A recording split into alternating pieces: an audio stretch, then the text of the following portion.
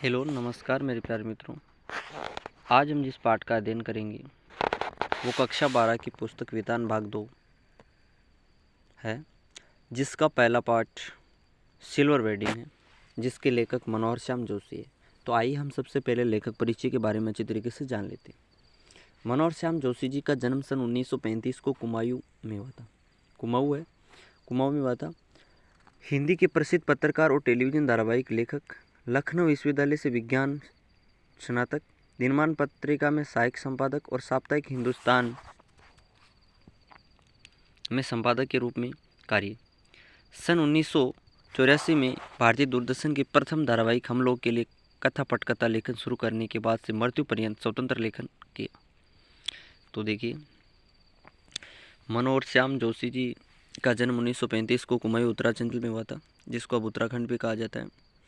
हिंदी के एक प्रसिद्ध पत्रकार, टेलीविज़न पर धारावाहिक चैनलों को लिखने वाले या नाटकों को लिखने वाले लेखक थे और इन्होंने लखनऊ विश्वविद्यालय से विज्ञान में स्नातक की डिग्री प्राप्त की थी। और उसके बाद में दिनमान पत्रिका थी, उसमें सहायक संपादक रहते हैं और साप्ताहिक हिंदुस्तान पत्रिका में वो संपादक के रूप में कार्य करते हैं। सन 1984 में भारतीय दूरदर्शन के प्रथम धारावाहिक हम लोग के लिए उन्होंने कथा पटकथा लेखन शुरू किया और उससे लगाकर बाद में मृत्यु पर्यंत तक वो स्वतंत्र रूप से लेखन कार्य करते रहे। अब देखो उनकी प्रमुख रचनाएं कौन कौन सी हैं। प्रमुख रचनाओं में कहानी संग्रह कुरु कुरु स्वा, कसप, हरिया हरकुलिस की हैरानी, हमजाद, कयाप कहानी संग्रह, ये सब कहानी संग्रह। और कयाप कहानी संग्रह पर उनको 2005 में साहित्य अकादमी पुरस्कार भी मिला था। आगे व्यंग्य संग्रह। व्यंग्य संग्रह कटाक्ष के रूप में मनोरंजनात्मक होते हैं। ये किसी व्यक्ति को कहे जाते हैं, लेकिन व्यंग्य संग्रह में जो बातें कही जाती है वो दूसरे व्यक्तियों को ऐसी मतलब चुभती सी नहीं लगती, उसमें मनोरंजन होता रहता है। तो एक दुर्लभ व्यक्तित्व है कैसे किसागो, मंदिर घाट की पौड़ियाँ, टेटा प्रोफेसर सष्टमी वल्लभ पंत, नेताजी कहीन, इस तहस का यारो क्या कहना, ये व्यंग्य संग्रह। और उसके बाद में साक्षात्कार लेख संग्रह, बातों बातों में, 21वीं सदी, ये इनके साक्षात्कार लेख संग्रह। उसके बाद में संस्मरण,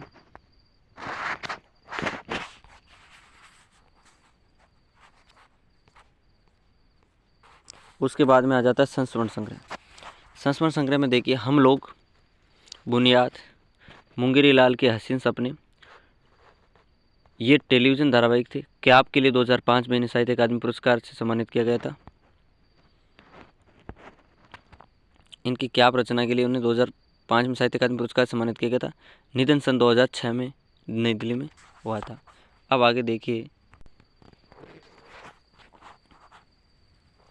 सिल्वर वेडिंग। देखो, सिल्वर वेडिंग का अर्थ होता है कि इस पाठ के जो मुख्य पात्र यशोधर बाबू है, सिल्वर का मतलब होता है रजत और वेडिंग का मतलब होता है जयंती।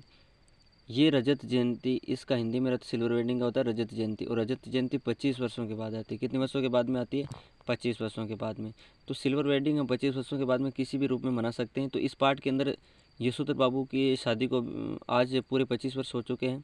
तो उस शादी के 25 वर्ष के उपलक्ष्य में या ये जो सिल्वर वेडिंग मनाया जाता है, एक लंबी कहानी है। सिल्वर वेडिंग लंबी कहानी है। मनोहर श्याम जोशी की अन्य रचनाओं से अलग दिखती सी है, पर है नहीं।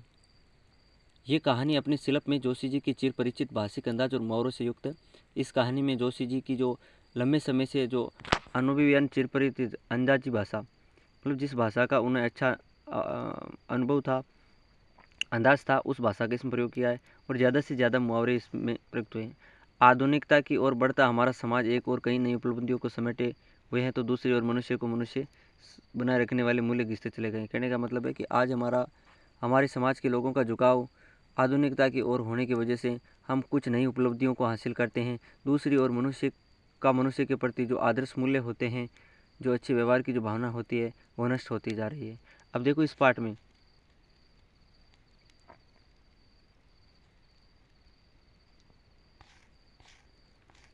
में देखिए आप,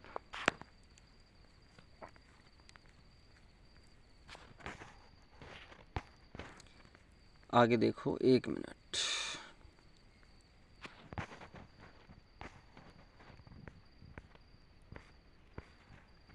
यहाँ से अब देखो, एक जो हुआ होगा और समहाउ इम्प्रॉपर, जो हुआ होगा और समहाउ इम्प्रॉपर। जो हुआ होगा मतलब कोई भी बात होती है तो यशोधर बाबू के मन में जो ख्याल उठते हैं तो वो सोचते हैं कि जो हुआ होगा समहाउ इम्प्रॉपर, मतलब उनको हर बात अनुचित लगती है। इसके बारे में इसमें बताया गया है। ये दो जुमले इस कहानी के बीच वाक्य हैं, मतलब इस कहानी में इनका सबसे ज़्यादा वर्णन होता है। और कहने का मतलब है जो हुआ होगा में यथा स्थितिवाद यानी जो का त्यों स्वीकार कर लेने का भाव है। हर बात को जो हुआ होगा का मतलब यथा स्थिति के अनुसार हर बात को स्वीकार कर लेना। तो समहाउ इम्प्रॉपर में एक अनिर्णय की स्थिति भी है कि समहाउ इम्प्रॉपर ये एक ऐसा भाव है कि इसके अंदर लेखक हर चीज़ को अनुचित समझता है। लेखक उसके बारे में कुछ अच्छी तरीके से निर्णय नहीं कर पाता है। ये दोनों ही भाव इस कहानी की मुख्य चरित्र यशोधर बाबू के भीतर के द्वंद्व है। और इस कहानी यानी इस लंबी कहानी सिल्वर वेडिंग के मुख्य पात्र या मुख्य चरित्र यशोधर बाबू के मन के अंदर चलने वाले दो विचार है, जो हुआ होगा यथा स्थिति यानी जो का त्यों को स्वीकार कर लेने का भाव है। तो समहाउ इम्प्रॉपर में एक अनिर्णय की स्थिति का वर्णन होता है। तो ये दोनों ही यशोधर बाबू के मन में चलने वाले भाव है। ये दोनों ही स्थितियां हालात को ज्यों का त्यों स्वीकार कर बदलाव को असंभव बना देने की ओर ले जाती है। कहने का मतलब है ये दोनों स्थितियां हालात है उसको है जैसे के जैसे ही रहने दिया जाए, उसको है जैसे स्वीकार कर लिया जाए और अपने जीवन में किसी प्रकार का बदलाव नहीं हो, तो इस चीज़ को असंभव बना देती है। महत्वपूर्ण बात यह है कि यशोधर बाबू इन स्थितियों का जिम्मेदार किसी व्यक्ति को नहीं ठहराते हैं। वे और कहते हैं कि ये जो स्थितियाँ यशोधर बाबू के जीवन में होती है तो उनके लिए वो किसी दूसरे व्यक्ति को जिम्मेदार नहीं ठहराते हैं। वे अनिर्णय की स्थिति में और वो सोचते हैं कि मैं खुद अनिर्णय की स्थिति में मैं खुद निर्णय नहीं कर पा रहा हूँ। उसके बाद में यशोधर बाबू जहाँ बच्चों की तरक्की से खुश होते हैं वही समहाउ इम्प्रॉपर ये भी अनुभव करते हैं कि वह खुशहाली भी कैसी जो अपनों में परायापन पैदा करे। कहने का मतलब है कि यशोधर बाबू के जब बच्चे पढ़ते हैं लिखते हैं अच्छी नौकरी मिल जाती है तो वो बहुत खुश होते हैं, उनके विकास से उनकी तरक्की से खुश होते हैं। वही समहाउ इम्प्रॉपर ये भी अनुभव करते हैं और उनकी कुछ बातें उनको अनुचित लगती है, ये अपने जीवन में यशोधर बाबू अनुभव करते हैं। ये मतलब कौन सी बातें उनको अनुचित लगती है, उनके पुत्र और पुत्रियों की जो बातें कुछ उनको अनुचित लगती है और उनका वो अपने मन में अनुभव करते हैं और फिर सोचते हैं कि ऐसी खुशहाली ऐसी खुशी भी क्या जो अपनों में परायापन का भेद जो भाव है पैदा कर दे। इसी द्वंद्व के साथ इस कहानी को यशोधर बाबू के बहाने देश के प्रॉपर विकास में बांधक समहाउ इम्प्रॉपर तत्वों की तलाश के रूप में पढ़ा जा सकता है। कहने का मतलब है कि यशोधर बाबू के बहाने इस कहानी के अंदर देश के अंदर जो उचित विकास होता है उसके अंदर बांधक तत्वों को यहाँ पढ़ते हैं। देखिए मनोहर श्याम जोशी का पहला अध्याय है जिसका नाम है सिल्वर वेडिंग। सिल्वर वेडिंग का मतलब होता है रजत जयंती। क्या होता है? रजत जयंती। अब आगे देखिए इस पार्ट के अंदर हम क्या पढ़ेंगे वो आगे देखते हैं। जब सेक्शन ऑफिसर वाईडी यशोधर पंत ने आखिरी फाइल का लाल फीता बांधकर निगाह मेज से उठाई तब दफ्तर की पुरानी दीवार घड़ी 5:25 बजा रही थी। उनकी अपनी कलाई घड़ी में 5:30 बज रहे थे। पंत जी अपनी घड़ी रोजाना सुबह शाम रेडियो समाचारों से मिलाते, इसलिए उन्होंने दफ्तर की घड़ी को ही सुस्त ठहराया। अब कहने का मतलब है कि सेक्शन ऑफिसर का मतलब है कि अनुभाग जो अधिकारी है, कौन? अनुभाग अधिकारी की नौकरी कर रहे हैं यशोधर बाबू और वो शाम का समय होता है, अब उनकी ड्यूटी ख़त्म होने वाली है। तब वो क्या करते हैं, एक फ़ाइल को लाल फीते से बांध कर रखते हैं और सीधी नज़र को मेज से उठाकर मतलब निगाहें उनकी अभी मेज पर जो फाइल बांध रहे थे उन फाइलों पर टिकी हुई थी, अब अपनी नज़रों को सामने टंगी हुई दीवार की घड़ी पर टिकाते हैं और सामने टंगी हुई पुरानी दीवार की घड़ी को देखते हैं तो उस घड़ी में 5:25 हो रही थी। तो फिर उन्होंने अपनी कलाई में बंधी हुई घड़ी में देखा तो उस घड़ी में 5:30 बज रहे थे। पंत जी अपनी घड़ी रोजाना और पंत जी कह रहे हैं कि मेरी घड़ी तो एकदम सही टाइम देती है और सही टाइम बताती है क्योंकि मैं अपनी घड़ी को रोजाना सुबह शाम रेडियो समाचारों से मिलाता हूँ, तो इसलिए वो कहते हैं कि मेरी घड़ी तो सही चल रही है। ये जो दफ्तर की दीवार के ऊपर जो घड़ी लगी हुई है ये सुस्त है, ये पीछे चल रही है। सुस्त रह रहेगा मतलब ये पीछे चल रही है। फिर उस लाल फीते बंधी हुई फाइल को आउट ट्रे में डालकर उन्होंने एक निगाह मतलब एक नज़र अपने मातहतों पर डाली। मातहत कौन है? यहाँ पर मातहत अनुभाग विभाग के अंदर यशोधर बाबू के नीचे जितने भी अधीनस्थ जो कर्मचारी है उनकी ओर वो देखते हैं। 5 बजे के बाद भी दफ्तर में बैठने को मजबूर होते हैं। किसकी वजह से होते हैं? यशोधर बाबू की वजह से। वो 5 बजे के बाद भी वहाँ कार्य करते रहते। चलते चलते जूनियरों से कोई मनोरंजक बात कर दिन भर के शोषक व्यवहार का निराकरण कर जाने की कृष्णानंद पांडे से मिली हुई परंपरा का पालन करते हुए उन्होंने कहा, आप लोगों की देखा देखी सेक्शन की घड़ी भी सुस्त हो गई। इसका मतलब है कि अपने मातहतों पर डाली। मातहत कौन है? मातहतों का मतलब है कि सेक्शन ऑफिसर या अधिकारी। कौन? यशोधर बाबू। मातहत मतलब उसके नीचे अधीनस्थ। अधीनस्थ का मतलब होता है उसके नीचे जितने भी कार्य करने वाले कर्मचारी है उनकी ओर देखते हैं। तो फिर देखो और कहते हैं कि मेरे ही कारण, या इसमें लेखक कह रहा है कि यशोधर बाबू की वजह से ही 5 बजे के बाद भी अधीनस्थ कर्मचारियों को दफ्तर में बैठने को वो मजबूर है।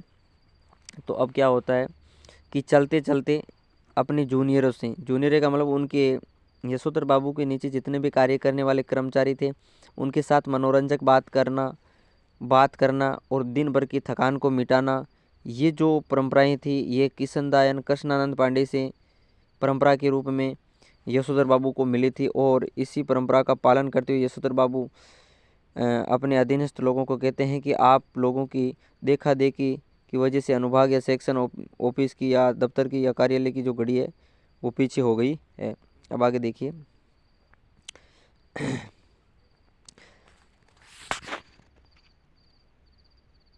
सीधे असिस्टेंट, अब ध्यान से सुनिए। सीधे असिस्टेंट ग्रेड में आए नई छोकरी चड्डा ने, जिसकी चौड़ी मोहरी वाली पतलून और ऊंची एड़ी वाले जूते पंतजी को सम हाउ इम्प्रॉपर मालूम होते हैं, थोड़ी बदतमीजी सी की। एज यूजुअल बोला, अब बड़े बाऊ आपकी अपनी चुन्नीदानी का क्या हाल है? वक्त सही देती है। अब देखो होने का मतलब है कि सीधा असिस्टेंट ग्रेड के पद पर आया नया छोकरा जिसका नाम चड्डा था और उसकी पोशाक में चौड़ी मोहरी वाली पतलून है, ऊंची एड़ी वाले जूते पंतजी को समहाउ इम्प्रॉपर लगते हैं, मतलब अनुचित लगते हैं। और जो असिस्टेंट ग्रेड चड्डा क्या करता है, यशोधर बाबू के साथ बदतमीजी सी करता है, बदतमीजी मतलब अच्छा व्यवहार नहीं करता है और बोलता है एज यूजुअल बोला। और कहते हैं कि बड़े बाबू किसके लिए आया? यशोधर बाबू के लिए। और ये कथन किसका है? बड़े बाबू, ये कथन है चड्डा का, असिस्टेंट ग्रेड चड्डा का ये कथन है। बड़े बाबू आपकी अपनी चुन्नीदानी का क्या हाल है? वक्त सही देती है। कि आपकी चुन्नीदानी का मतलब है कि यह आपकी जो चुन्नीदानी किसके लिए आया है? उनकी पुरानी घड़ी के लिए आया है, कि ये जो आपकी पुरानी घड़ी है ये सही समय बता रही है या नहीं। तो पंत जी ने चड्डा की दृष्टा को अनदेखा किया और कहा मिनट टू मिनट करेक्ट चलती है। पंत जी वापस उस चड्डा की मूर्खता को अनसुना कर देते हैं और कहते हैं कि मेरी घड़ी तो मिनट टू मिनट एकदम सही चलती है, सही समय बताती है। चड्डा ने कुछ और दृष्ट होकर पंजी की कलाई थाम ली और दृष्ट होकर मतलब निठ दृष्ट हो जाते हैं और पंत जी की मतलब कलाई को पकड़ लेते हैं। इस तरह की दृष्टता का प्रकट विरोध करना यशोधर बाबू ने छोड़ दिया। मन ही मन वह उस जमाने की याद जरूर करते हैं जब दफ्तर में वे किशनदा को भाई नहीं साहब कहते वो समझते थे। घड़ी की ओर देखकर वह बोला, बाबा आदम के ज़माने की है बड़े बाऊ ये तो, अब तो डिजिटल ले लो, एक जापानी सस्ती मिल जाती है। कहने का मतलब है चड्डा ने कुछ दृष्ट होकर पंत जी के हाथ को इन कलाई को पकड़ लेते हैं और इस मतलब चड्डा की इस धृष्टता का मूर्खता का यशोधर बाबू ने विरोध नहीं किया और वो कहते हैं कि मैंने विरोध करना भी छोड़ दिया है। मन ही मन वो उस ज़माने को याद करने लग जाते हैं जब वो किशनदा के पास नौकरी करते थे। वो कहते हैं कि जब मैं दफ्तर में किशनदा को भाई नहीं साहब कहता था, क्योंकि वैसे तो किशनदा को भाई कहना चाहिए, लेकिन वो किशनदा को भाई नहीं कहकर साहब कहते हैं। कौन कहते हैं? यशोधर बाबू। और मैं साहब ही समझता था। घड़ी की ओर देखकर वह बोला और घड़ी की ओर देखकर चड्डा बोलता है, असिस्टेंट ग्रेड चड्डा बोलता है कि बाबा आदम के ज़माने की ये घड़ी तो बहुत पुराने समय की है बड़े बाबू ये तो। और कहते हैं कि बड़े बाबू यशोधर बाबू जी ये घड़ी तो बहुत ही पुराने समय की है, अब तो डिजिटल ले लो, अब तो डिजिटल का ज़माना आ गया, एक डिजिटल जापानी घड़ी ले आओ, बहुत सस्ती रेट में मिल जाएगी। अब देखो आगे क्या होता है। आगे यशोधर बाबू बताते हैं, ये घड़ी मुझे शादी में मिली थी, हम पुरानी चाल के हैं, हमारी घड़ी पुरानी चाल की। अरे यही बहुत है कि अब तक टाइम मतलब राइट टाइम चल रही है, क्यों कैसी रही? कहने का मतलब है कि ये जो कथन है यशोधर बाबू का, और ये यशोधर बाबू असिस्टेंट ग्रेड चड्डा को ये कथन वापस कहते हैं कि ये घड़ी तो मुझे शादी में मिली थी और हम भी पुरानी चाल के व्यक्ति हैं, प्राचीन परंपराओं को अपनाने वाले, हमारी घड़ी भी पुरानी चाल की है। अरे यही बहुत है कि अब तक ये राइट टाइम चल रही है, ये सही टाइम पर चलते, और क्यों कैसी रही ये सही समय बताती है। अब आप भी बताओ चड्डा, ये कैसी रही मेरी घड़ी। इस तरह का नेले पर देला जवाब देते हुए एक हाथ आगे बढ़ा देने की परंपरा थी रेमजे। और कहने का मतलब है रेमजे स्कूल अल्मोड़ा में, जहाँ से कभी यशोधर बाबू ने मैट्रिक की परीक्षा पास की थी। इस तरह के आगे बढ़े हुए हाथ पर सुनने वाला बतौर दाद अपना हाथ मारा करता था और वक्ता श्रोता दोनों ठट्ठा कर हाथ मिलाया करते थे। कहने का मतलब है नहले पर देला टक्के का जवाब देना। नहले पर देले का मतलब है टक्के का सा जवाब देना, ये मुहावरा है। तो इसके मतलब इसके अंदर यह है कि यशोधर बाबू क्या करते हैं, नेले पर देले का मतलब वापस टक्के का सा जवाब देते हैं। और एक हाथ आगे बढ़ाना, ये परंपरा, जब हम किसी से मजाक करते हैं तो एक हाथ आगे बढ़ाते हैं तो दूसरा सुनने वाला श्रोता हमारे हाथ पर ताली पीटता है और हंसने लग जाता है, हमारी प्रशंसा करता है। तो यही बात यशोधर बाबू के बारे में बताई जा रही है कि यशोधर बाबू रेमजे स्कूल अल्मोड़ा में कभी मतलब पढ़ाई करते थे। तो मैट्रिक की परीक्षा के बाद इस तरह के आगे बढ़े हुए हाथ पर सुनने वाला बतौर, कहने का मतलब हम हाथ को आगे बढ़ाते थे, फिर वो सुनने वाला बतौर प्रशंसा के रूप में हमारे अपने हाथ से हमारे हाथ पर मारा करता था। वक्ता श्रोता दोनों ठट्ठा कर हाथ मिलाते थे, हंसने लग जाते थे। ऐसी ही परंपरा किशनदा के क्वार्टर में भी थी, और ऐसी परंपरा किशनदा यानी कि कृष्णानंद पांडे के भी क्वार्टर में थी, जहाँ रोजी रोटी की तलाश में आए यशोधर पंत नामक एक मैट्रिक पास बालक को शरण मिली थी कभी। कहने का मतलब है अब यशोधर बाबू सोचते हैं कि मेरे किस जो गुरु किशनदा है उनके क्वार्टर में भी ऐसी परंपराएं थी, और मैं किशनदा किशनदा के पास कौन आता है, यशोधर बाबू। तो कहते हैं कि एक बार रोजी रोटी की तलाश में, अपनी आजीविका की तलाश में यशोधर बाबू 10वीं पास करके मतलब किसके पास आ जाते हैं, किशनदा के पास। और कभी वो अब किशनदा के पास ही रहे थे। किशनदा कुंवारे थे और पहाड़ से आए हुए कितने ही लड़के ठीक ठीक ठिकाना होने से पहले उनके यहाँ रह जाते थे। कहने का मतलब किशनदा आजीवन कुंवारे रहे थे और कुंवारे थे, और पहाड़ से बहुत से लोग आते थे, लड़के आते थे, उनके पास रहते थे। ठीक ठिकाना का मतलब या तो उनकी नौकरी लग जाती थी, या उनकी शादी नहीं होती थी ना, या शादी होने तक वो उनके पास रहते थे। मेस जैसी थी, मिलकर लाओ पकाओ खाओ। कहने का मतलब मेस, मेस क्या होता है, मेस का मतलब होता है खाना बनाने का स्थान, खाना खाने का स्थान, जहाँ पर रसोई होती है, बैठने के लिए खाना खाने की जगह होती है, सब सुविधा होती है खाने की।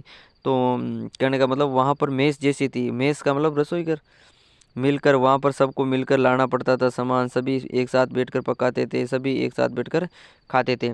यशोधर बाबू जिस समय दिल्ली आए थे उनकी उम्र नौकरी के लिए कम थी, और कहते हैं कि यशोधर बाबू जिस समय दिल्ली में आए थे तो उस समय उनकी नौकरी के लिए उम्र कम थी। कोशिश करने पर भी बॉय सर्विस में वह नहीं लगाए जा सकते, और बहुत कोशिश की किशनदा ने, लेकिन वो बॉय सर्विस की नौकरी तक भी नहीं लग सके। तब किशनदा ने उन्हें मेस का रसोइया बनाकर रख लिया और कहा कि आप हमारी मेस के अंदर रसोइया है उसकी नौकरी कर लो। यही नहीं, उन्होंने यशोधर को 50 रुपये उधार भी दिए, और किशनदा ने यशोधर बाबू को 50 रुपये उधार भी दिए दिए कि वह अपने लिए कपड़े बनवा सके, गांव पैसा भेज सके, कुछ गांव भेज दे पैसा। बाद में इन्हीं किशनदा ने अपने ही नीचे नौकरी दिलवाई और दफ्तरी जीवन में मार्गदर्शन किया। और बाद में किशनदा क्या करते हैं, कृष्णानंद पांडे अपने ही नीचे उनको नौकरी, दफ्तर में नौकरी दिलवाता है, कार्यालय में नौकरी दिलवाता है, दफ्तरी जीवन में मार्गदर्शन किया। अब देखो, चड्डा ने जोर से कहा, बड़े बाबू आप किन ख्यालों में खो गए। मेनन पूछ रहा है कि आपकी शादी हुई कब थी। देखो, एक एक पात्र और आता है जिसका नाम मेनन है, पहला पात्र जो असिस्टेंट ग्रेड चड्डा था। तो चड्डा जोर से कहता है कि बड़े बाबू आप किन ख्यालों में, आप किन बातों में खोए हुए हो।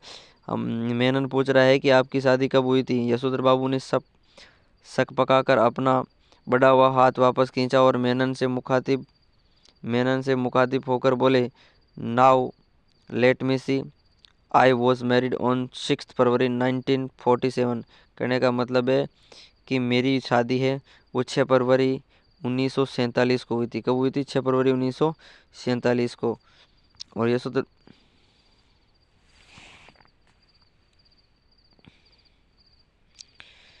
कहने का मतलब है कि मेरी शादी 6 फरवरी 1947 को हुई थी। अब देखो बेटा आगे क्या है इसमें। मेनन ने फौरन हिसाब लगाया और चेक कर बोला, many happy returns of the day sir. आज तो आपका सिल्वर वेडिंग है। Many happy returns of the day, कि सर मैं आज के दिन बहुत खुश हूँ और ये दिन आपके लिए बहुत ही खुशी का दिन है। शादी को आज पूरा 25वां साल हो चुका है। तो कहते हैं कि आज आपका सिल्वर वेडिंग है। सिल्वर वेडिंग का मतलब रजत जयंती है, हिंदी में जिसको रजत जयंती कहते हो। रजत जयंती 25 वर्षों से मनाई जाती है। ये किसी भी रूप में मनाई जा सकती है। तो इसी प्रकार मेनन बोलता है कि आज तो आपका सिल्वर वेडिंग है, शादी को पूरा 25 साल हो गया है। यशोधर जी खुश होते हुए झेंपे और झेंपते हुए खुश हुए। कुछ समय के लिए तो खुश होते हैं, फिर झेंप जाते, डर से जाते हैं, फिर वो डरते हुए खुश होते हैं। ये अदा उन्होंने किसनदास से सीखी थी। और ये अदाएँ किससे सीखी थी? किसनदास से।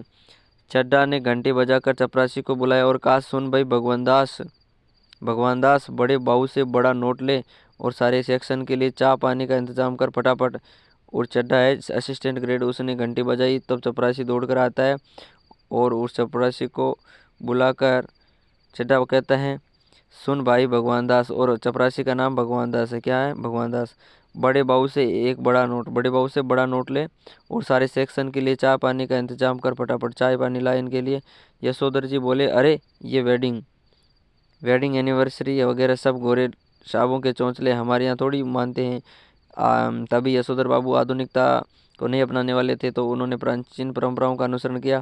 तो कहते हैं कि अरे ये वेडिंग एनिवर्सरी वगैरह ये जो होती है ना, साल के अंदर सालगिरह के रूप में जो जयंतियाँ आती है, एनिवर्सरी, ये सब गोरे लोगों के चौंचले, गोरे लोगों के द्वारा मनाए जाने वाले पर्व हैं। हमारे यहाँ थोड़ी हो मानते हैं और हमारे भारतवर्ष में इनको नहीं माना जाता। ये चड्ढा बोला, मिक्सचर मत पिलाइए गुरुदेव, चाय मट्ठी लड्डू बस इतना ही तो सौदा है। तो चड्ढा कहता है, मिक्सचर मेरे को पिलाने की ज़रूरत नहीं गुरुदेव, चाय मट्ठी लड्डू बस इतना ही तो सौदा है, इसमें कौन आपकी बड़ी माया निकल जानी है। और कहने का मतलब, मिक्सचर मत पिलाओ गुरुदेव, चाय मट्ठी लड्डू बस इतना ही तो सौदा है, इसमें इनमें कौन आपकी बड़ी माया निकलनी जानी है। कहने का मतलब है कि आप मुझे मिक्सचर मत पिलाओ, चाहे चाय मट्ठी लड्डू बस ये सब खिला दो, इनका सौदा कर लो, लेकिन ये चीज़ें रहने दो। इनमें आपकी बड़ी माया निकलनी जानी है। यशोधर बाबू ने जेब से बटुआ और बटुए में से 10 का नोट निकाला और कहा, आप लोग चाय पिए।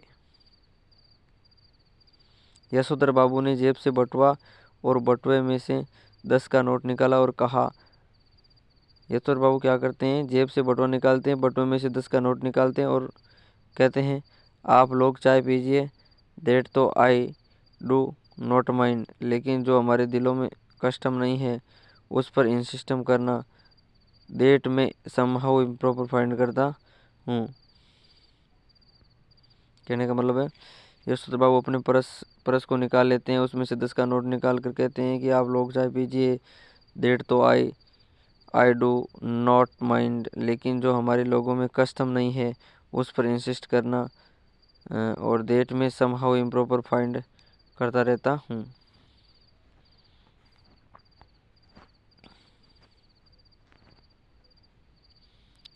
चड्ढा ने 10 का नोट चपरासी को दिया और पुण्य बड़े बहू के आगे हाथ फैला दिया कि एक नोट से सेक्शन का क्या बनता, रुपये 30 हो तो चुग्गे भर का जुगाड़ करा सकें। इसी के बाद में देखो क्या होता है। असिस्टेंट ग्रेड जो चड्ढा है वो कहता है कि 10 का नोट चपरासी को दे दिया, पुण्य बड़े बहू के आगे हाथ फैला दिया कि एक नोट से सेक्शन का क्या बनता है, और रुपये 30 हो तो चुग्गे भर का जुगाड़ करा दिया जा सके।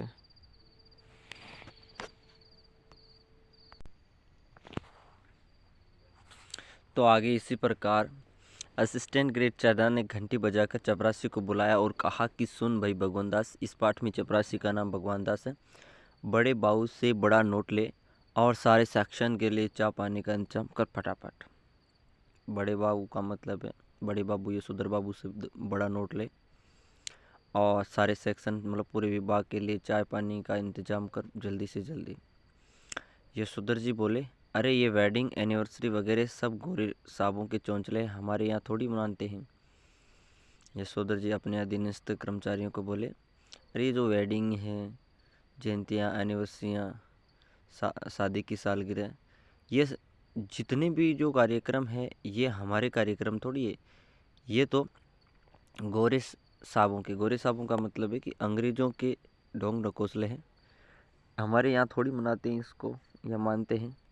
चड्ढा बोला, मिक्सचर मत पिलाइए गुरुदेव, मत पिलाइए गुरुदेव, चाय मट्ठी लड्डू बस इतना ही तो सौदा है, इनमें कौन आपकी बड़ी माया निकली जानी है। तो असिस्टेंट ग्रेड चड्ढा बोलता है कि आप मिक्सचर मत पिलाइए, सभी चीज़ें लाने की आपको ज़रूरत नहीं है, चाय मट्ठी लड्डू बस इतना सा सामान लाओ और इसमें कोई आपका ज़्यादा पैसा लगने वाला नहीं है। यशोधर बाबू ने जेब से बटुआ और बटुए में से 10 का नोट निकाला और कहा, आप लोग चाय पीजिए, दैट तो आई डू नॉट माइंड, लेकिन जो हमारे लोगों में कस्टम नहीं है उस पर इंसिस्ट करना, दैट में सम हाउ इम्प्रॉपर फाइंड करता हूँ। कहने का मतलब यशोधर बाबू ने जेब से बटुआ निकाला और बटुए में से 10 का नोट निकाल कर भगवान दास चौपरासी नौकर को दे देते हैं और कहा कि आप लोग चाय पीजिए, दैट तो आई डू नॉट माइंड, कि मेरा चाय पीने का मन नहीं है, लेकिन हमारे लोगों में कस्टम नहीं है, कुछ लोगों में कस्टम नहीं होता है, उस पर इंसिस्ट करना, दैट में सम हाउ इम्प्रॉपर फाइंड करता हूँ, कि मुझे ये चीज़ें सब अनुचित लगती है। चड्ढा ने 10 का नोट चपरासी को दिया और पुनः बड़े बाबू के आगे हाथ फैला दिया कि एक नोट से सेक्शन का क्या बनता है, ₹30 हो तो चुग्गे भर का जुगाड़ करा सके। तो करने का मतलब है, फिर असिस्टेंट ग्रेड चड्ढा ने 10 का नोट चपरासी को दिया। ये 10 का नोट पहले यशोधर बाबू ने किसके हाथ में दिया था? चड्ढा के हाथ में, और चड्ढा ये नोट किसको पकड़ाता है? ये नोट पकड़ाता है चपरासी को। 10 का नोट चपरासी को दे देते हैं। उसके बाद में बड़े बाबू के सामने फिर असिस्टेंट ग्रेड चड्ढा है वो वापस हाथ फैला देते हैं और एक नोट से सेक्शन का क्या होगा, इतने बड़े विभाग में एक नोट से क्या होने वाला है, लगभग आप 30 रुपये दोगे तो चुग्गे भर का जुगाड़, मतलब चाय नाश्ता आ सकता है। अब देखो आगे क्या होता है। सारा सेक्शन जानता है कि यशोधर बाबू अपने बटुए में 100-150 रुपये हमेशा रखते हैं, भले ही उनका दैनिक खर्च नगण्य है, और तो और बस टिकट का खर्च भी नहीं। गोल मार्केट से सेक्रेटरिएट तक पहले साइकिल में आते जाते थे, इधर पैदल आने जाने लगे हैं क्योंकि उनके बच्चे आधुनिक युवा हो चले हैं और उन्हें अपने पिता का साइकिल सवार होना सख्त नागवार गुजरता है। बच्चों के अनुसार साइकिल तो चपरासी चलाते हैं। बच्चे चाहते कि पिताजी स्कूटर ले लें, लेकिन पिताजी को समहाउ स्कूटर निहायत बेहुदा सवारी मालूम होती है और कार जब अफोर्ड की नहीं जा सकती तब उसकी बात सोचना ही क्यों। देखो सारे सेक्शन या अनुभाग विभाग के कर्मचारी यशोधर बाबू को अच्छी तरीके से जानते कि उनके बटुए में 100-150 रुपये हमेशा रहते हैं। वो 100-150 रुपये हमेशा रखते हैं, भले ही उनका दिन का खर्च कुछ भी ना हो। नगण्य का मतलब होता है चाहे उन्होंने दिन में चाहे 1 रुपया भी नहीं खर्च किया हो, लेकिन उनके पर्स में 100-150 रुपये तो मिल ही जाएंगे। और तो और क्या, बस टिकट का खर्च भी उनके नहीं लगता है। गोल मार्केट से सेक्रेटरी तक, मतलब गोल मार्केट से सचिवालय तक, विभाग तक पहले साइकिल में आते जाते थे। पहले वो साइकिल से आते जाते थे, इधर पैदल आने जाने लगे। पहले के वो गोल मार्केट से सेक्रेटरी सचिवालय में ड्यूटी थी तो वो साइकिल से वहाँ पर आते जाते थे। इधर यहाँ पर अभी इस विभाग में तो वो सीधे पैदल आने जाने लग गए। और यशोधर बाबू है, उनके बच्चे वो आधुनिकता को अपनाए हुए आधुनिक युवा हो चले हैं, तो अपने पिता का साइकिल पर सवार होकर यहाँ आना जाना सख्त नागवार गुजरता है। मतलब उनको अच्छा नहीं लगता है। किन को अच्छा नहीं लगता है? नागवार को मतलब है ऐसा, मतलब अच्छा नहीं लगता है या अनुचित लगता है। किसको अनुचित लगता है? यशोधर बाबू के पुत्रों को साइकिल पर सवार होकर मतलब कार्यालय आना अच्छा नहीं लगता है। और यशोधर बाबू के बच्चे सोचते हैं कि साइकिल तो आजकल के चपरासी लोग चलाते हैं, बच्चे चाहते हैं कि हमारे पिताजी स्कूटर ले ले। क्या ले लें?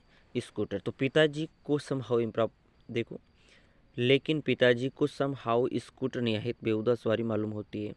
मतलब पिताजी यशोधर बाबू को है ये स्कूटर है की जो सवारी है ये अनुचित मालूम होती है, बेहुदा मतलब अनुचित सवारी मालूम होती है।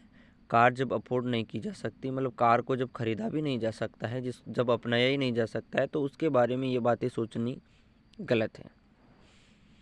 अब आगे देखिए,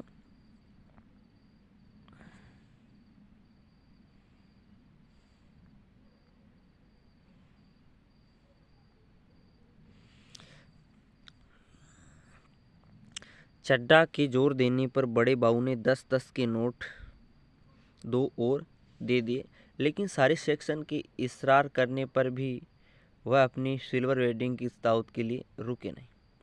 मातहत लोगों से चलते चलाते थोड़ा हंसी मजाक कर लेना किसनदा की परंपरा में है। उनके साथ बैठकर चाय पानी और गपाष्टक में वक्त बर्बाद करना उस परंपरा के विरुद्ध है। कहने का मतलब है, तो असिस्टेंट ग्रेड चड्ढा ने जब उनके ऊपर थोड़ा ज़्यादा जोर दिया या दबाव डाला तो बड़े बाबू जी ने 10-10 के 2 नोट और दे दिए। और जब सारा सेक्शन है, मतलब कहने का मतलब पूरे विभाग के कर्मचारी आग्रह करते हैं, फिर भी वो इस सिल्वर वेडिंग की दावत में नहीं रुकते। कौन नहीं रुकते? यशोधर बाबू। मातहत लोगों से चलते चलाते थोड़ा हंसी मजाक कर लेना, और कहने का मतलब है कि अपने अधीनस्थ कर्मचारियों के साथ में थोड़ी हंसी मजाक कर लेना ये किसनदा की परंपरा में थी। और कहते हैं कि यशोधर बाबू हर उसी कार्य को करते हैं जो किसनदा की परंपरा में होता है। अब तो बात होती है कि उनके साथ मतलब किसनदा की ये परंपरा थी कि भाई अपने अधीनस्थ कर्मचारियों के साथ बैठ कर थोड़ी हंसी मजाक तो कर ही लेना, लेकिन उनके साथ बैठकर चाय पानी पीना, गप्पे लड़ाना और फालतू में समय को यानी वक्त को बर्बाद करना ये किसनदा की परंपरा के विरुद्ध है। तो जो किसनदा अपना रहे थे वो की वही बातें यशोधर बाबू अपना रहे हैं। इधर यशोधर बाबू ने दफ्तर से लौटते हुए रोज बिड़ला मंदिर जाने और उसके उद्यान में बैठकर कोई प्रवचन सुनने या स्वयं ही प्रभु का ध्यान लगाने की नई रीत अपनाई। कहने का मतलब है, जब यशोधर बाबू शाम को दफ्तर कार्यालय से घर लौटते हैं तो रास्ते में बिड़ला मंदिर आते हैं। बिड़ला मंदिर आता है तो रोजाना वो अब उस बिड़ला मंदिर में जाने लगे और उसके उद्यान में बैठकर कभी प्रवचन सुनते साधु संतों के और कभी स्वयं ही प्रभु का ध्यान लगाने की एक नई आदत उन्होंने बना डाली।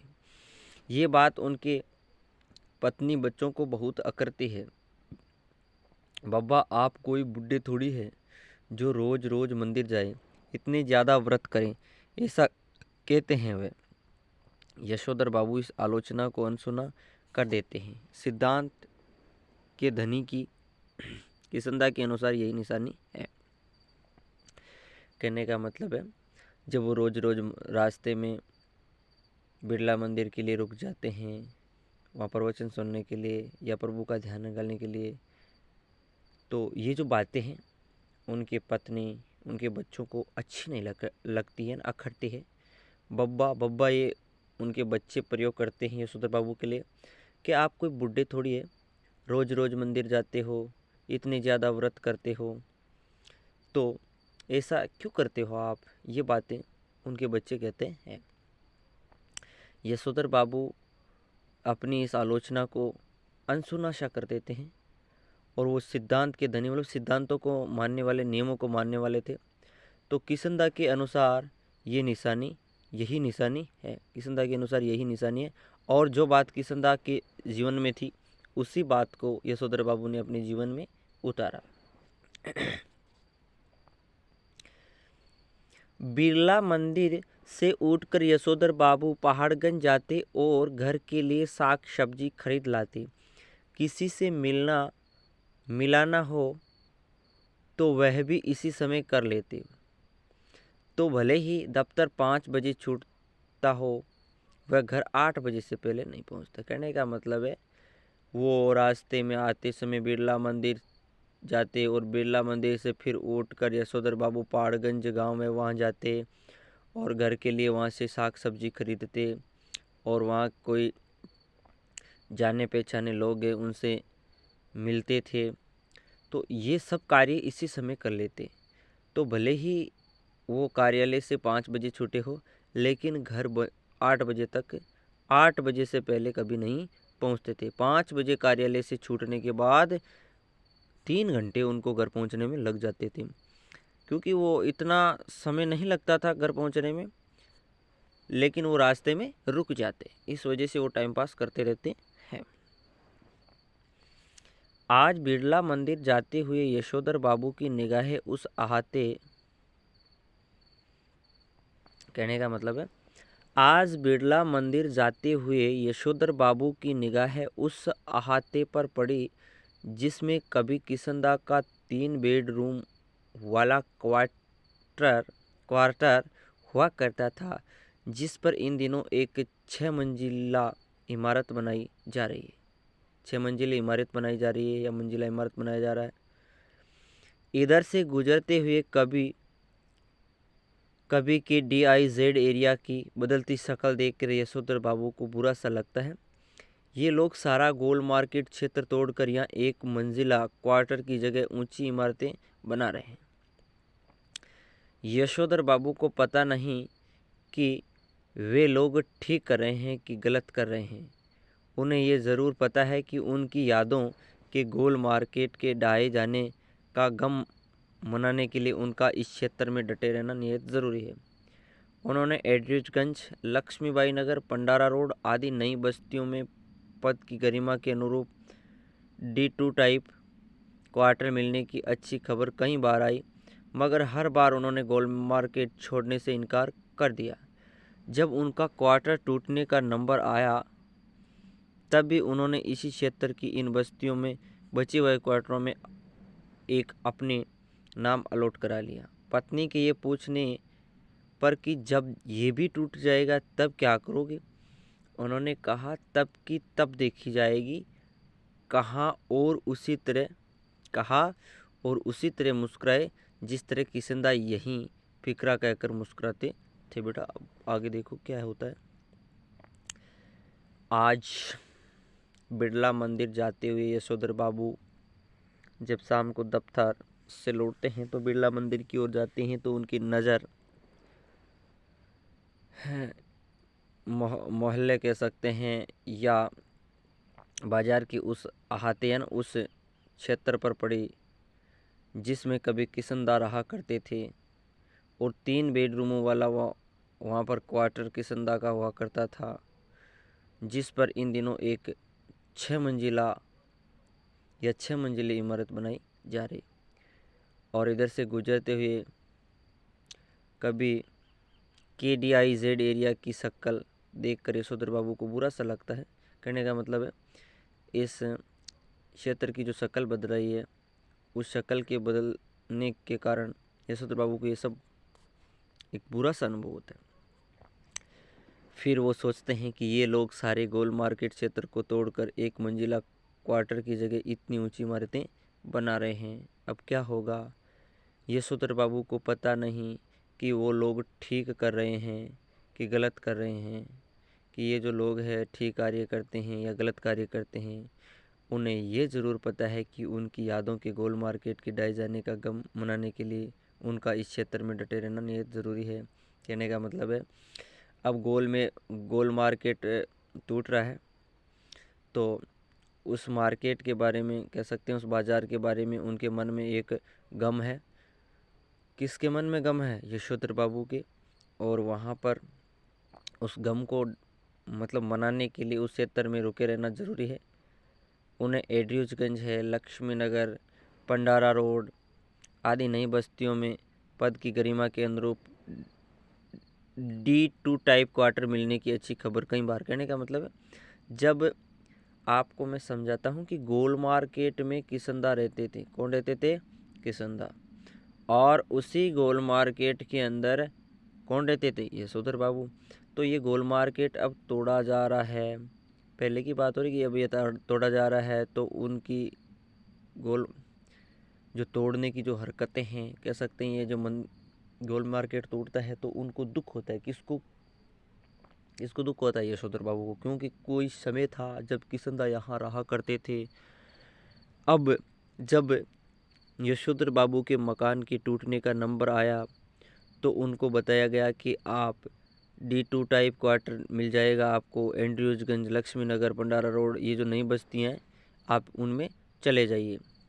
मगर हर बार उन्होंने गोल मार्केट छोड़ने से इनकार कर दिया कि नहीं, मैं तो गोल मार्केट में ही रहूँगा, मैं कहीं नहीं जाऊँगा।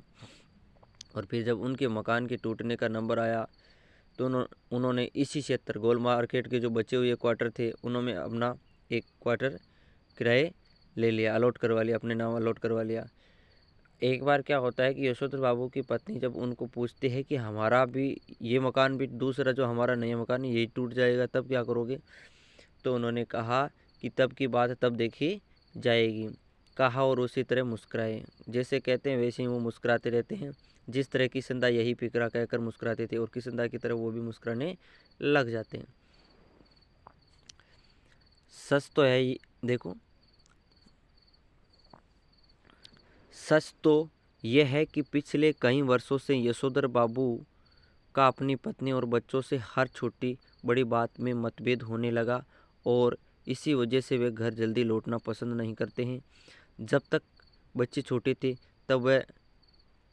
तब तक वह उनकी पढ़ाई लिखाई में मदद कर सकते थे। कहने का मतलब है सच बात तो यह है कि पिछले कई वर्षों से यशोधर बाबू अपनी पत्नी से और अपने बच्चों के साथ उनकी हर छोटी बड़ी बात पर मतलब मतभेद होता है, अनबन हो जाती है। इस वजह से वो घर जल्दी लौटना पसंद नहीं करते हैं। जब उनके बच्चे छोटे थे तो उन बच्चों की पढ़ाई लिखाई में सहायता करने के लिए वो जल्दी घर चले जाते थे और सहायता करते भी थे। अब देखो आगे क्या होता है। अब बड़ा लड़का एक, ध्यान से सुनिए, अब बड़ा लड़का एक प्रमुख विज्ञापन संस्था में नौकरी पा गया। यद्यपि समहाउ यशोधर बाबू को अपने साधारण पुत्र को असाधारण वेतन देने वाली ये नौकरी कुछ समझ में आती नहीं। कहने का मतलब है उनका जो सबसे बड़ा लड़का है वो विज्ञापन संस्था में नौकरी कर रहा है। समहाउ यशोधर बाबू को ये अपने साधारण पुत्र को असाधारण मतलब बहुत सारा इसमें वेतन मिलता है, फिर भी यशोधर बाबू की कुछ समझ में नहीं आ रहा है और इस वजह से वो नौकरी उनको अनुचित सी मालूम होती है। वह कहते हैं कि 1,500 रुपया तो हमने अब रिटायरमेंट के पास पहुंचकर मिला है कि हमारा 1,500 रुपया वेतन तो अब हम रिटायरमेंट होने वाले तब हमको मिल रहा है। शुरू में ही 1,500 रुपये देने वाली इस नौकरी में ज़रूर कुछ पेंच होगा, मतलब ज़रूर न कुछ मामला है। और कहते हैं कि यशोधर बाबू कहते हैं कि यशोधर बाबू का जो बड़ा लड़का है उनको शुरुआत में जैसे विज्ञापन संस्था में नौकरी ज्वाइन की है, नौकरी पकड़ी है, तभी उनको 1,500 रुपया मंथली उनका या एक महीने का वेतन शुरू हो गया है। तो मेरे को लगता है इस नौकरी में कुछ न कुछ पेंच है, कुछ न कुछ कोई गोपनीय मामला है या छुपा हुआ मामला है। यशोधर जी का दूसरा बेटा दूसरी बार IAS देने की तैयारी कर रहा है। यशोधर जी का दूसरा बेटा है वो IAS की तैयारी कर रहा है दूसरी बार। और यशोधर बाबू के लिए ये समझ सकना असंभव है कि जब ये पिछले साल एलाइड सर्विस की सूची में माना काफ़ी नीचे आ गया था तब इसने ज्वाइन करने से इनकार क्यों कर दिया। कहने का मतलब है पिछले साल भी इसने पेपर दिया था, उसमें पास भी हो गया था, लेकिन इसका मतलब इस नंबर भी आ गया था नौकरी में, लेकिन एलाइड जो सर्विसेज की सूची होती है उनमें थोड़ा इनका स्थान है वो रैंक थोड़ी नीचे थी। इस वजह से उनके दूसरे पुत्र ने उस नौकरी को ज्वाइन करने से इनकार कर दिया। लेकिन यशोधर बाबू सोचते हैं कि इसने ज्वाइन करने से इनकार क्यों कर दिया था। उनका तीसरा बेटा स्कॉलरशिप लेकर अमेरिका चला गया और कहने का मतलब है उनका तीसरा बेटा यशोधर बाबू का तीसरा बेटा है वो छात्रवृत्ति स्कॉलरशिप लेकर अमेरिका पढ़ने के लिए चला गया। उनकी एकमात्र बेटी ने केवल तमाम प्रस्तावित वर अस्वीकार करती चली जा रही है, बल्कि डॉक्टरी की उच्चतम शिक्षा के लिए स्वयं भी अमेरिका चले जाने की धमकी दे रही है। कहने का मतलब है धमकी दे रही है। और यशोधर बाबू जहाँ बच्चों की इस तरक्की से खुश होते हैं वहाँ समहाउ ये भी अनुभव करते हैं कि वह खुशहाली भी कैसी जो अपनों में परायापन पैदा करे। अपने बच्चों द्वारा गरीब रिश्तेदारों की उपेक्षा उन्हें समहाउ जंचती नहीं। एनीवे जनरेशन में गैप तो होता ही है, सुना, ऐसा कहकर स्वयं को दिलासा देता है पिता। ध्यान से सुनिए।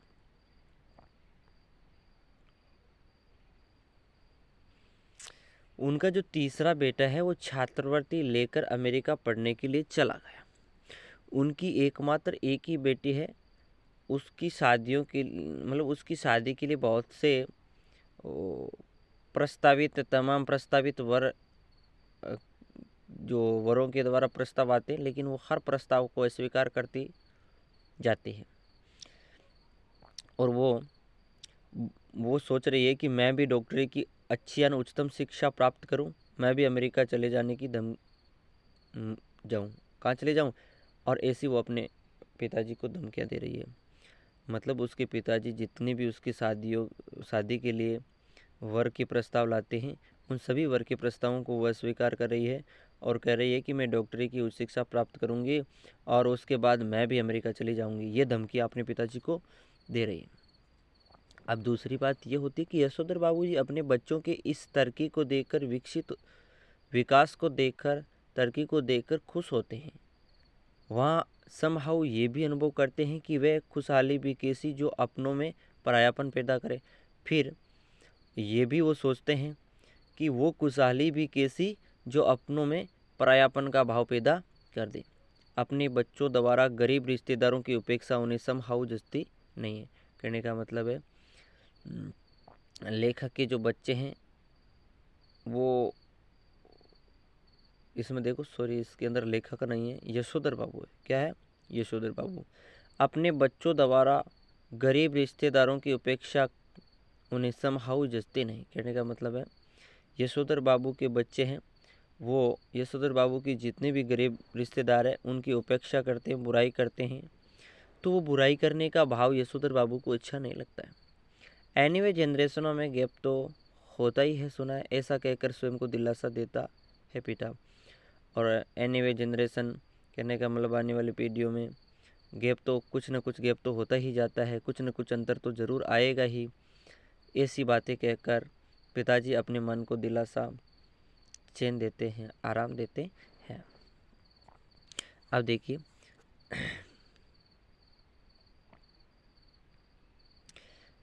यद्यपि यशोधर बाबू की पत्नी अपने मूल संस्कारों से किसी भी तरह आधुनिक नहीं है, तथापि बच्चों की तरफदारी करने की मात्र सुलभ मजबूरी ने उन्हें भी मोड़ बना डाला है। कुछ ये भी है कि जिस समय उनकी शादी हुई थी, यशोधर बाबू के साथ गांव से आए ताऊजी और उनके 2 विवाहित बेटे भी रहा करते थे। इस संयुक्त परिवार में पीछे ही पीछे बहुओं में गजब के तनाव थे, लेकिन ताऊजी के डर से कोई कुछ कह नहीं पाता था। यशोधर बाबू की पत्नी को शिकायत है कि संयुक्त परिवार वाले उस दौर में पति ने हमारा पक्ष कभी नहीं लिया, बस जिटानियों की चलने दी। उनका ये भी कहना है कि मुझे आचार व्यवहार के ऐसे बंधनों में रखा गया मानो मैं जवान औरत नहीं बुढ़िया थी। जितने भी नियम इनकी बूढ़ी ताई के लिए थे वे सब मुझ पर भी लागू करवाए, ऐसा कहती है घरवाले बच्चों से। कहने का मतलब अपने बच्चों से कहते हैं कि इनकी बूढ़िया ताई के लिए नियम बनाए गए वे सब मुझ पर ही लागू करवाए, ऐसा कहती है घरवाली बच्चों से। घरवाली किसकी घरवाली? यशोधर बाबू की घरवाली यशोधर बाबू के बच्चों से कहती है। बच्चे उससे सहानुभूति व्यक्त करते हैं। फिर वह यशोधर बाबूजी से उन्मुख होकर कहती है, तुम्हारी ये बाबा आदम के ज़माने की बातें मेरे बच्चे नहीं मानते तो इसमें उनका कोई कसूर नहीं। मैं भी इन बातों को उसी हद तक मानूंगी जिस हद तक सुविधा हो। सुविधा का मतलब होता है सुविधा। सुविधा का मतलब क्या होता है? सुविधा। अब मेरे कहने से वे सब ढोंग ढकोसला हो नहीं सकता, सा बात है। अब देखिए एक बार फिर से,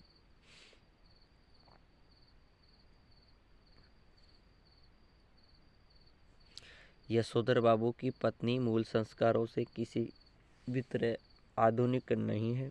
वो शुरुआत में जब यशोधर बाबू की शादी हुई थी तो वो आधुनिक नहीं थी, लेकिन बच्चों की तरफदारी करने की मातृसुलभ मजबूरी ने उन्हें भी मोड़ बना डाला। जब अपने बच्चों की वो देख रेख करती है, सहायता करती है, तो इस वजह से वो भी मोड नई मतलब आधुनिक मोड बन जाती है, आधुनिक हो जाती है। कुछ ये भी है कि मतलब जब उनकी शादी हुई थी कि मतलब जिस समय उनकी शादी हुई थी तो यशोधर बाबू के साथ गांव से आए ताऊ जी और उनके 2 विवाहित बेटे भी उनके साथ ही रहा करते थे। इस संयुक्त परिवार में पीछे बहुओं में गजब के तनाव थे। कहने मतलब उस परिवार की जितने भी बहुएं थी बधुएं थी उनमें तनाव होता रहता था, लड़ाई झगड़े होते रहते थे, लेकिन ताऊ जी के डर से कोई कुछ नहीं कह पाता था और ताऊ जी के डर के मारे कोई किसी को कुछ नहीं कहता था।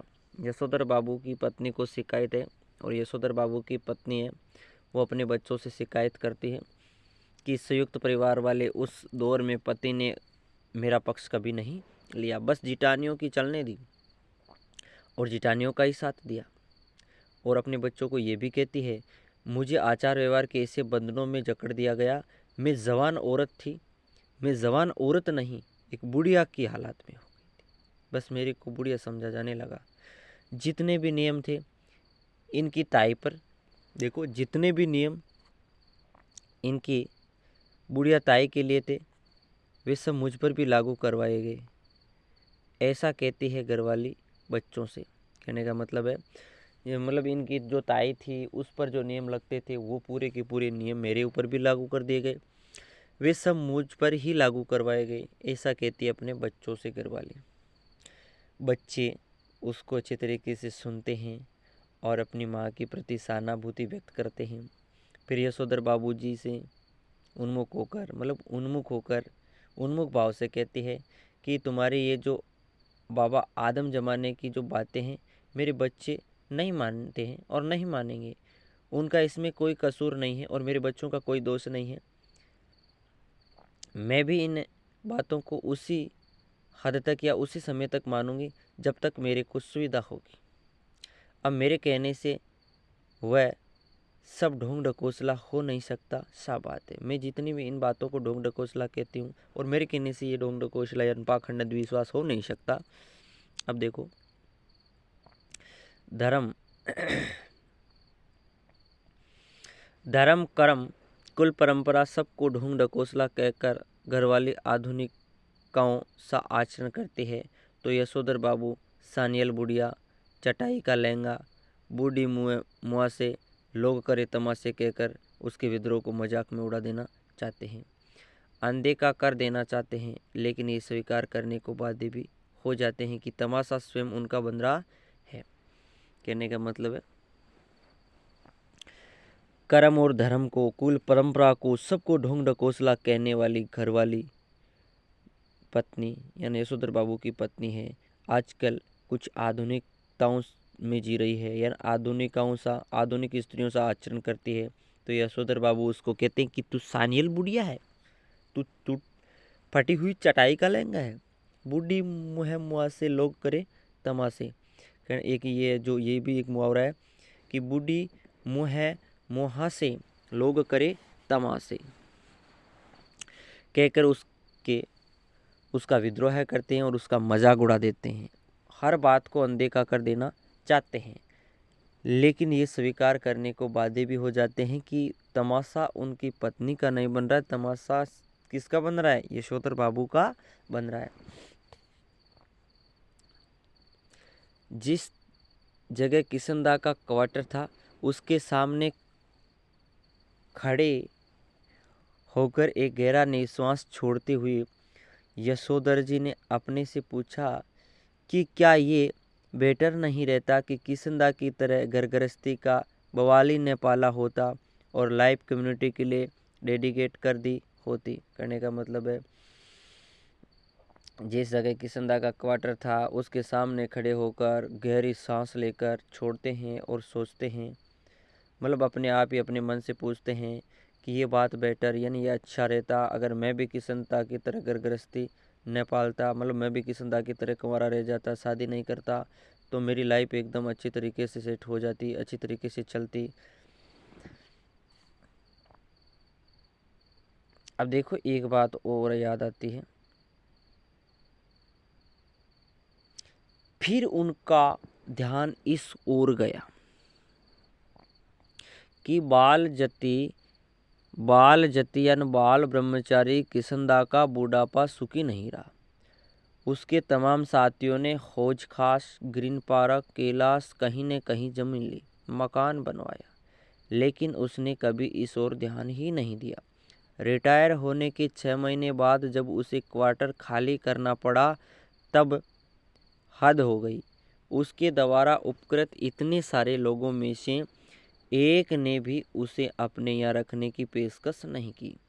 स्वयं यशोधर बाबू उसके सामने कोई प्रस्ताव नहीं रख पाए, क्योंकि उस समय तक उनकी शादी हो चुकी थी।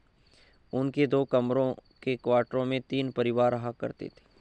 किशनदा कुछ साल राजेंद्र नगर में किराए का क्वार्टर लेकर रहा, फिर अपने गांव लौट गया, जहां साल भर बाद उसकी मृत्यु हो गई। ज़्यादा पेंशन खा नहीं सका बेचारा। विचित्र बात यह है कि उसे कोई भी बीमारी नहीं हुई, बस रिटायर होने के बाद मुरझाता सूखता ही चला गया। जब उसके एक बिरादर से मृत्यु का कारण पूछा तब उसने यशोधर बाबू को यही जवाब दिया, जो हुआ होगा यानी पता नहीं क्या हुआ। अब ध्यान से सुनिए। अब किशनदा के मन में एक विचार आता है कि बाल ब्रह्मचारी किशनदा का बुढ़ापा सुखी नहीं रहा। उनके तमाम साथी कहते हैं, उनके जो परिवार के लोग थे उन्होंने हौजखास, ग्रीन पार्क, कैलाश अलग अलग जगहों पर ज़मीन ले ली थी, मकान भी बनवाए, लेकिन किशनदा ने कभी भी उनके साथियों की ओर, अपने परिवार वालों की ओर ध्यान नहीं दिया। रिटायर होने के 6 महीने बाद जब उसे क्वार्टर खाली करना पड़ा, कहते हैं किशनदा जब रिटायर हो गए थे 6 महीने के बाद जब उनको अपना क्वार्टर खाली करना पड़ा तब हद हो गई। क्या हो गई? हद हो जाती है। क्या हद होती है? देखो, उसके द्वारा उपकृत इतने सारे लोगों में से एक भी उसे अपने यहाँ रखने की पेशकश नहीं। कहने का मतलब जब रिटायरमेंट हो जाते हैं उसके बाद उन्होंने जितने भी लोगों का भला किया, उपकृत मतलब जितने भी लोगों का भला किया, उन सारे लोगों में से एक भी उनको लेने के लिए या अपने घर पर रखने की पेशकश नहीं करता है या बात नहीं कहता है। और स्वयं यशोधर बाबू भी उनके सामने ऐसा कोई प्रस्ताव नहीं रख पाए कि वो भी वो उनको अपने घर ले जाए किशनदा को, क्योंकि उनकी भी शादी हो चुकी थी। किसकी शादी हो चुकी थी? यशोधर बाबू। और तब उनके 2 कमरों के क्वार्टरों में 3 परिवार रहा करते थे। और यशोधर बाबू बताते हैं कि हमारे क्वार्टर के 2 कमरों के क्वार्टर में 3 परिवार रहा करते थे। अब देखो आगे क्या होता है। किशनदा कुछ साल राजेंद्र नगर में किराए का क्वार्टर लेकर रहते हैं, फिर धीरे धीरे अपने गांव चले जाते हैं। साल भर बाद उनकी वहीं पर मृत्यु हो जाती है। बेचारा ज़्यादा पेंशन खा नहीं सका। और विचित्र बात यह है ना, आश्चर्यचकित करने वाली बात यह है कि उसे किसी प्रकार की बीमारी भी नहीं हुई, बस रिटायर होने के बाद मुरझाता सूखता ही चला गया। कहने का मतलब जैसे ही वो रिटायरमेंट हुआ या रिटायर हुआ तो उसके बाद धीरे धीरे मुरझाता गया, बूढ़ा होता गया, सूखता गया, कमज़ोर होता गया। जब उसके एक बिरादर से मतलब उसके परिवार के एक व्यक्ति से पूछा गया कि उनकी मृत्यु कैसे हुई, तो उसने यशोधर बाबू को यही बताया, यही जवाब दिया, जो हुआ होगा यानी पता नहीं उनके साथ क्या हुआ। तो ये जो हुआ होगा ये बात है यशोधर बाबू के मन में एक द्वंद्व पैदा करती है। अब देखो छात्रों, आज हम ये पाठ बहुत बड़ा है, इस वजह से इस पाठ को यहीं तक पढ़ते हैं।